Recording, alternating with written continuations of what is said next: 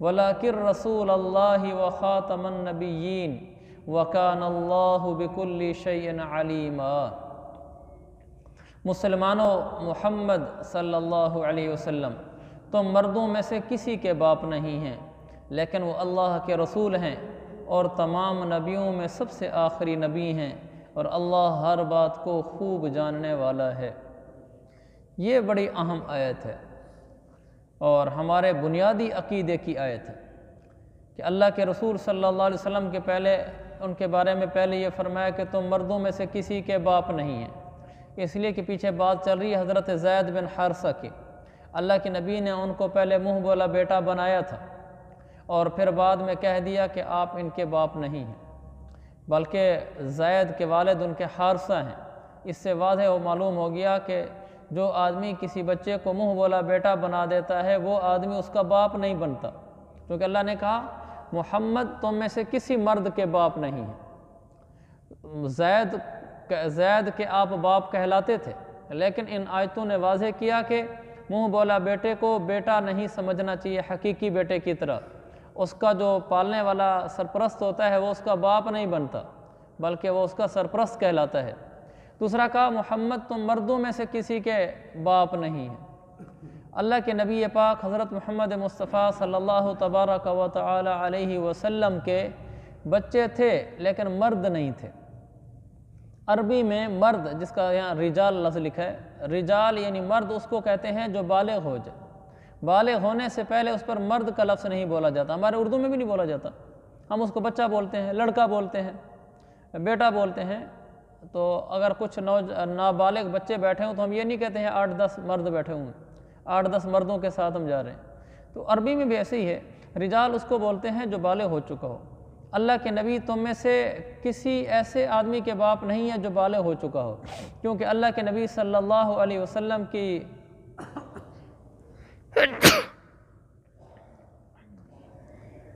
अल्हम्दुलिल्लाह आपकी नरीना औलाद आपके बेटे वो बचपन में ही इंतकाल कर गए थे।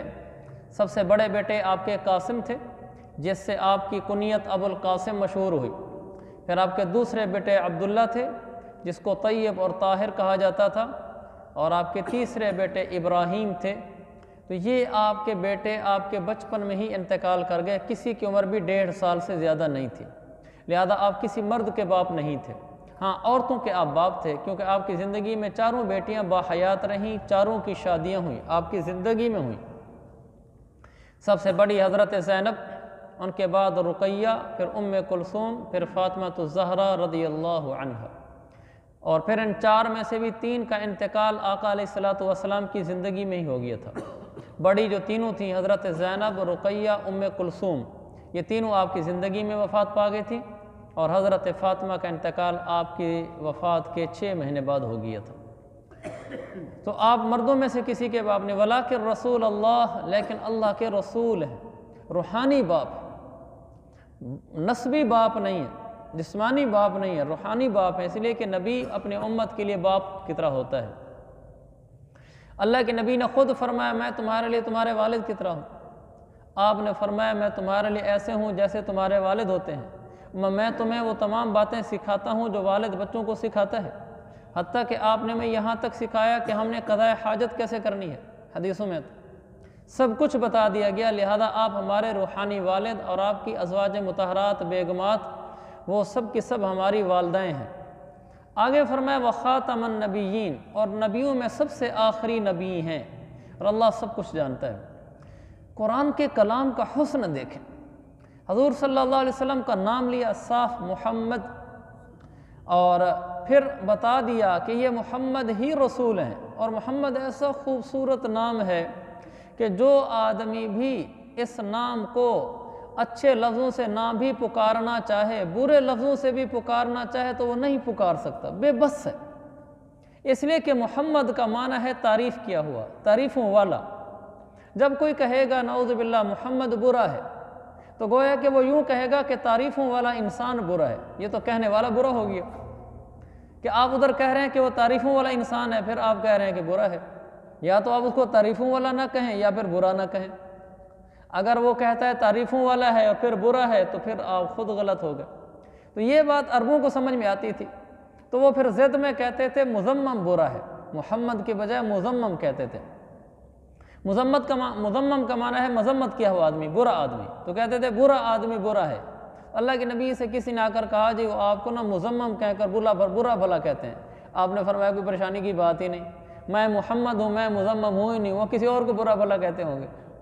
کیسی عجیب بات ہے کہ لوگ اللہ کے نبی کو برا کہہ ہی نہیں سکتے، عجب بات ہے۔ پھر اللہ کے نبی علیہ السلام کا نام مبارک محمد ایسا ہے، دشمن بھی آپ کا نام لے تو جب تک آپ کے نام کو چوم نہ لے اس وقت تک نام ہی ادا نہیں کر سکتا۔ منہ دونوں ہونٹ مل گئے، ہا ادا ہوئی، پھر میم پر دونوں ہونٹ مل گئے، 2 دفعہ اس مبارک اور پیارے نام کا آدمی بوسہ لیتا ہے اور پھر زبان سے نام ادا ہوتا ہے۔ تو جو نام بوسے لے کر ادا ہوتا ہو، اس نام کے پہلے 2 دفعہ آپ نے بوسے لیے، پھر اس کے بعد آپ اس کو کہتے ہیں کہ یہ برا ہے، اس سے تو پتہ چلا کہ تو خود برا ہے۔ 2 منٹ پہلے بوسے لے رہا تھا اور ابھی اسی کو برا بھلا کہہ رہے، تو خود غلط لگتا ہے۔ اللہ نے ایسا نام بنا دیا اپنے پیارے حبیب سرکار دو عالم صلی اللہ علیہ وسلم کا کہ انسان بے بس ہے ان کی تعریفوں پر۔ کافر بھی آپ کی ذات میں کوئی نکتہ چینی نہیں کر سکے، آپ کی ذات میں کوئی عیب نہیں نکال سکے، حتیٰ کہ اکٹھے بیٹھ کر میٹنگیں کرتے تھے کہ کیسے آپ کو برا کہا جائے۔ پھر جب آپ کے بارے میں کہتے تھے کہ آپ کو یوں کہا جائے تو ان کے اپنے کافر کہتے تھے کہ یار یہ بات چلے گی نہیں۔ مثلا وہ کہتے تھے کہ اس کو کہیں کہ شاعر ہے، اس لیے اس کا اچھا کلام پیش کرتا ہے قرآن کی شکل میں۔ دوسرے کہتے تھے نہیں یار وہ شاعر نہیں ہے، شاعر کا ایسے کلام نہیں ہوتا، لہذا اس کی کسی اور طریقے سے اس کے خلاف کمپین چلو۔ پھر کہتے تھے کہ کبھی ہم اس کو کہتے ہیں کہ یہ مجنون ہے، ایسے دیوانوں والی باتیں کرتا ہے اور ہمارے بتوں کے خلاف بولتا ہے۔ لوگ کہتے تھے اتنا سمجھدار آدمی اس کو مجنون کیسے کہیں گے؟ تو وہ سوچ کے ان کو کچھ سمجھ نہیں آتا تھا کہ اس کو برا کیسے کہیں۔ تو پھر آخر میں بچا کے کوئی بات ان کی سمجھ میں آتی تھی اپنے دلوں کو مطمئن کرنے کے لیے، وہ یہ آتی تھی کہ جادوگر ہے، اور وہ جادوگر بھی ان پر فٹ نہیں آتا تھا، تو اعتراض ہوتا تھا جادوگر کیسے ہے؟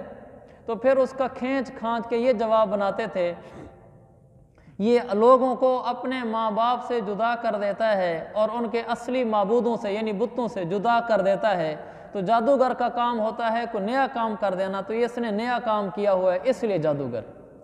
اللہ کے نبی علیہ الصلوۃ والسلام کو برا نہ کہا جا سکا۔ تو پھر آگے کہا یہ اللہ کے رسول ہیں، رسول کا درجہ نبی سے زیادہ ہوتا ہے۔ نبی وہ ہوتا ہے جس کو اللہ نے یہ عہدہ نبوت منصب نبوت دیا ہو کہ لوگوں کو شریعت کی طرف بلائے، اور اس پر نئی کتاب کا آنا ضروری نہیں ہوتا۔ رسول وہ ہوتا ہے جو اللہ کی طرف سے نبوت کے عہدے اور منصب پر فیض بھی ہوتا ہے اور ساتھ اس پر نئی آسمانی کتاب بھی آتی ہے۔ اس لیے رسولوں کی تعداد تھوڑی ہے، نبیوں کی تعداد 1.25 لاکھ ہے۔ فرمایا میرا حبیب محمد علیہ السلام اونچی شان والے ہیں، وہ رسول ہیں، قربان جائے اللہ پر۔ آگے کا وہ خاتم النبیین، پیچھے کا رسول اللہ، تو آگے ہونا چاہیے تھا وہ خاتم المرسلین، کہ وہ سب رسولوں کے آخر ہیں۔ یہاں عقیدہ ختم نبوت بیان کرنا تھا کہ حضور کے بعد کوئی نبی نہیں ہے، تو اللہ نے فرمایا خاتم النبیین، نبیوں میں سب سے آخری ہیں، اس لیے کہ ہر رسول نبی ہوتا ہے، ہر نبی تو نبی ہوتا ہی ہے، ہر رسول بھی نبی ہوتا ہے۔ جب اللہ نے کہہ دیا کہ سب نبیوں کے آخر میں آنے والے ہیں، تو اس کے پتہ چلا کہ جتنے نبی جس شکل میں آئے، چاہے نبوت کی شکل میں آئے یا رسالت کی شکل میں آئے، ان نبیوں کا سلسلہ آج ختم ہو گیا ہے۔ اگر آپ یہ اللہ تعالیٰ کہتا خاتم المرسلین کہ رسولوں کے آخر ہیں، تو بھی بات ٹھیک تھی، لیکن کوئی آدمی اس میں سے پوائنٹ نکالنا چاہے تو نکال سکتا تھا ٹیڑھے طریقے سے کہ رسولوں کے آخری ہیں، نبیوں کے آخری تو نہیں ہے، نبی آ سکتا ہے آپ کے بعد۔ فرمایا نہیں، نبیوں کے آخر ہیں، اس لیے آپ کے بعد کوئی نبی نہیں آ سکتا۔ نبی نہیں آ سکتا، اس کا مطلب یہ ہے کہ آپ صلی اللہ علیہ وسلم کے بعد کوئی شخص عہدہ نبوت پر فیض نہیں ہو سکتا، آپ کے بعد کسی کو نبوت عطا نہیں کی جائے گی، آپ کے بعد کسی کو نبوت نہیں دی جائے گی۔ یہ مطلب ہے خاتم النبیین کا۔ یہ مطلب میں نے اس لیے بیان کیا ہے کہ بعض لوگ کہتے ہیں کہ حضرت عیسیٰ علیہ السلام نے جو بعد میں آنا ہے تو وہ تو نبی ہیں، اور آپ کہتے ہیں کہ حضور آخری نبی ہیں، تو ان کے بعد بھی تو نبی آنا ہے۔ اس نقطے کو اچھے طریقے سے سمجھنا چاہیے، یہ دھوکے میں نہیں پڑنا چاہیے، قادیانی لوگ دھوکے میں ڈالتے ہیں۔ اور خاتم النبیین کا مطلب یہ ہے کہ نبیوں کا سلسلہ جو چلتا رہا، یعنی اللہ انسان کے بعد دوسرے انسان کو نبی بناتا رہا، پھر نبی بناتا رہا، پھر نبی بناتا رہا۔ خاتم النبیین، اب نبی بنانے کا سلسلہ ختم ہو چکا ہے، اس کے بعد پھر کسی کو نبوت دے کر نبی کے عہدے پر رکھ کر نبی نہیں بنایا جائے گا، یہ مطلب ہے اس کا۔ لہذا عیسیٰ علیہ السلام جو بعد میں آئیں گے تو وہ یہ نہیں ہوگا کہ اللہ تعالیٰ حضور علیہ السلام کی نبوت کو ختم کر کے ان کو نبی بنا کر بھیجے گا، وہ تو پہلے سے بنے ہوئے نبی ہیں، آپ کے بعد تو ان کو نبوت نہیں دی جائے گی۔ خاتم النبیین کا یہ مطلب نہیں ہے کہ جب آپ آخری نبی ہیں تو پچھلے سب نبیوں کی نبوت چھین لی جائے گی کہ اب کوئی نبی نہیں رہا، یہ مطلب نہیں ہے۔ یہ مطلب ہے کہ اب آپ کے بعد کسی انسان کو نئے سرے سے نبوت دے کر نبی بنا کر امت میں نہیں بھیجا جائے گا، اور یہ نہیں ہوگا۔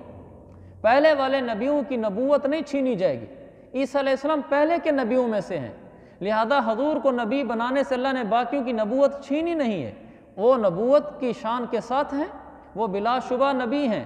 عیسیٰ علیہ السلام جب آئیں گے تو اس طرح نہیں آئیں گے کہ اللہ نے ان کو کوئی نیا نبی بنا کر بھیجا ہے، وہ پہلے کے بنے ہوئے نبی ہیں، لیکن جب اللہ کے نبی کی امت میں آئیں گے تو وہ چلیں گے حضور علیہ السلام کی شریعت پر، وہ چلیں گے حضور علیہ السلام کی شریعت پر، احکامات یہی ہوں گے، اپنے نبی ہونے کے زمانے کے جو احکامات تھے عیسیٰ علیہ السلام کے، اس شریعت پر نہیں چلیں گے، میرے نبی کی شریعت کی تابعداری کریں گے۔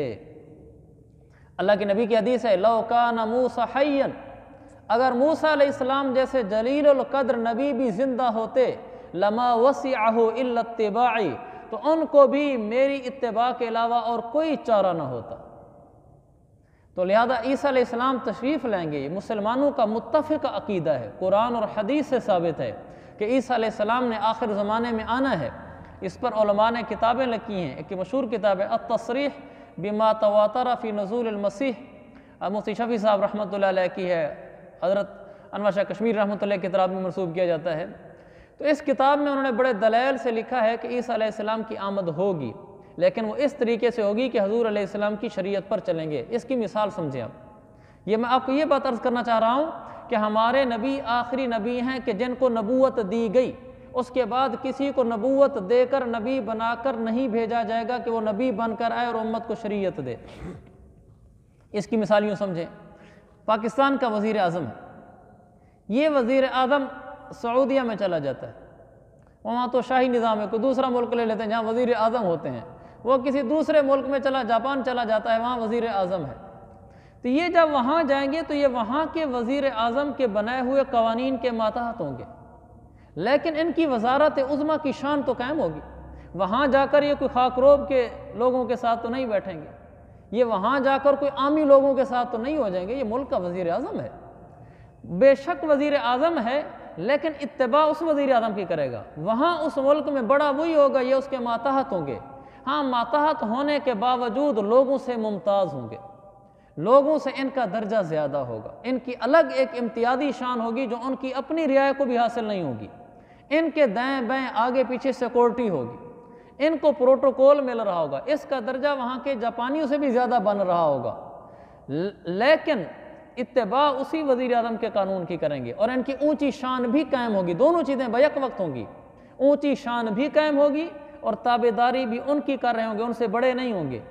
ایسے عیسیٰ علیہ السلام جب تشریف لائیں گے، ان کی نبوت کی وجہ سے اونچی شان قائم ہوگی یہاں، وہ ہم جیسے لوگوں کی طرح نہیں ہوں گے، وہ معزز ہوں گے، ان کی وہ اونچی شان قائم ہوگی، لیکن ہوں گے خاتم النبیین حضرت محمد مصطفیٰ صلی اللہ علیہ وسلم کی تابعداری کرنے والے، اور آپ کی شریعت پر ہی عمل کریں گے۔